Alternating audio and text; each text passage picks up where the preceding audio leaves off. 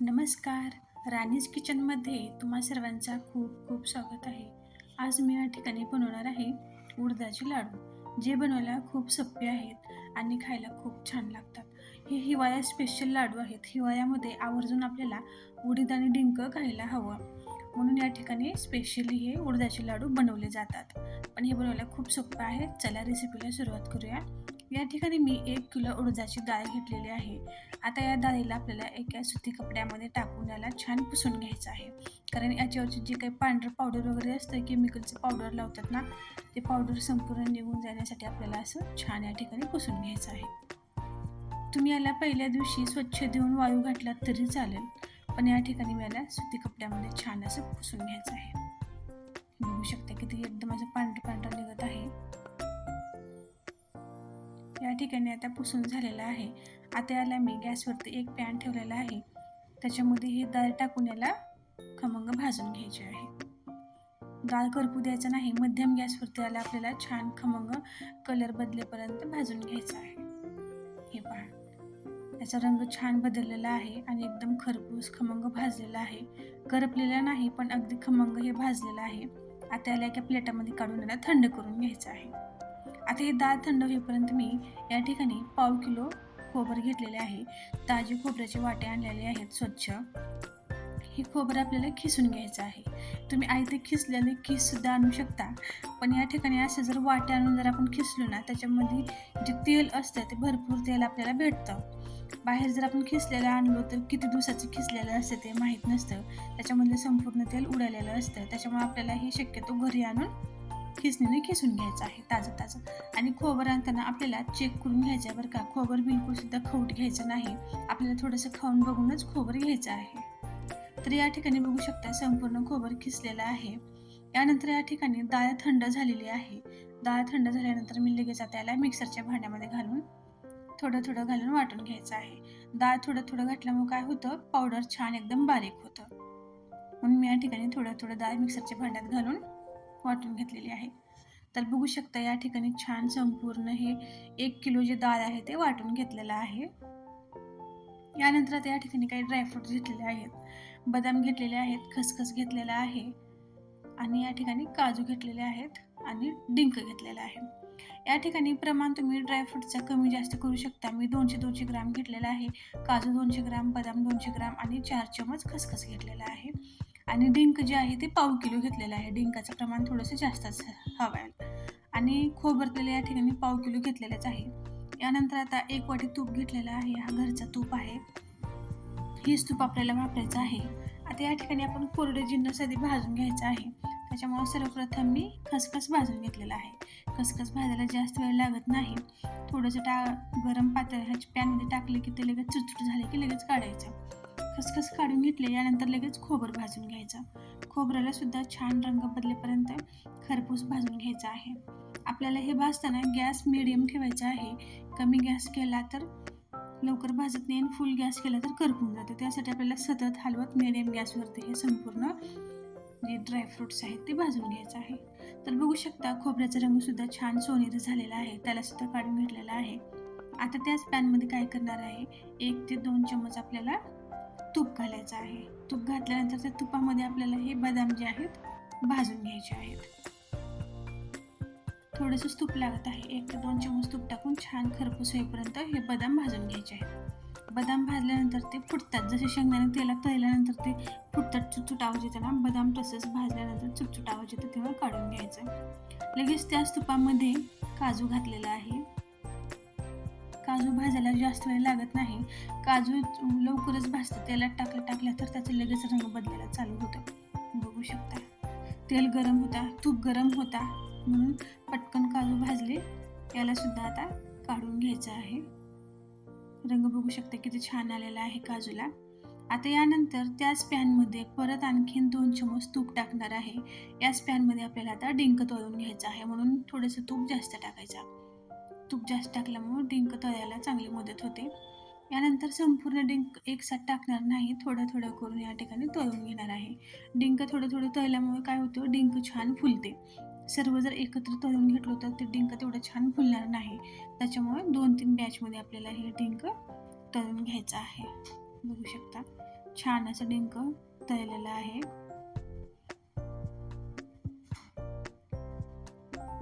डिंक आपल्याला उडदाच्या लाडूमध्ये थोडंसं जास्तच वापरायचं आहे. उडदाच्या लाडूमध्ये डिंक जास्त घातल्यामुळे काय होतं, डिंकामुळे कंबरदुखी, गुडघेदुखी जे हाडांचा प्रॉब्लेम असतं ना, ते होत नाही. म्हणून खास स्त्रियांसाठी डिंक हे खूप छान असतं. म्हणून मी या ठिकाणी डिंक थोडंसं जास्तच घेतलेलं आहे. या ठिकाणी आता संपूर्ण ड्रायफ्रूट्स तळून झालेले आहेत. आता या ठिकाणी मी काय करणार आहे, त्याच पॅनमध्ये पॅन बदलणार नाही, कारण त्याच्यामध्ये भरपूर असं तूप लागलेलं आहे.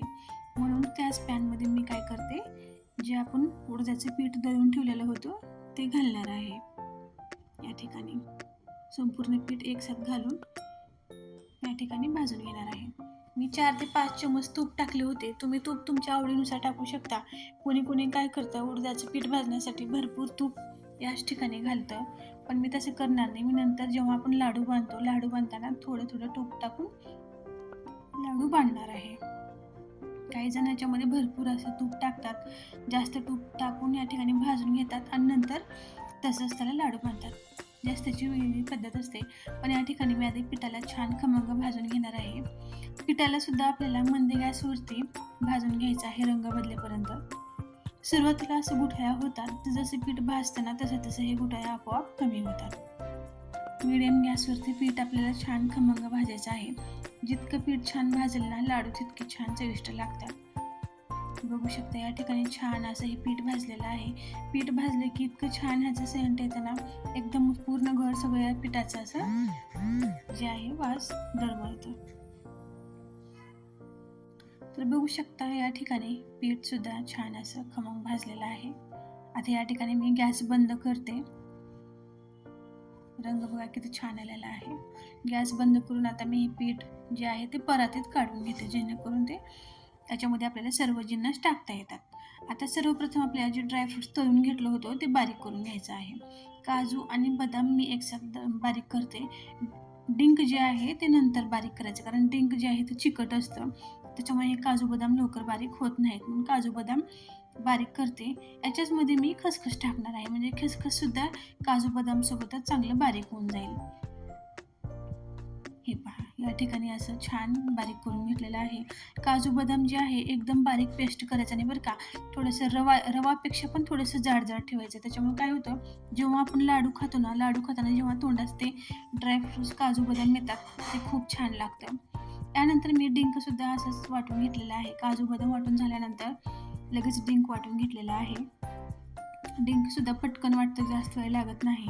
आता यानंतर हे जे खोबरं आहे याला मी मिक्सरमधून काढणार नाही, कारण हे छान कुरकुरीत गरम झालेलं आहे.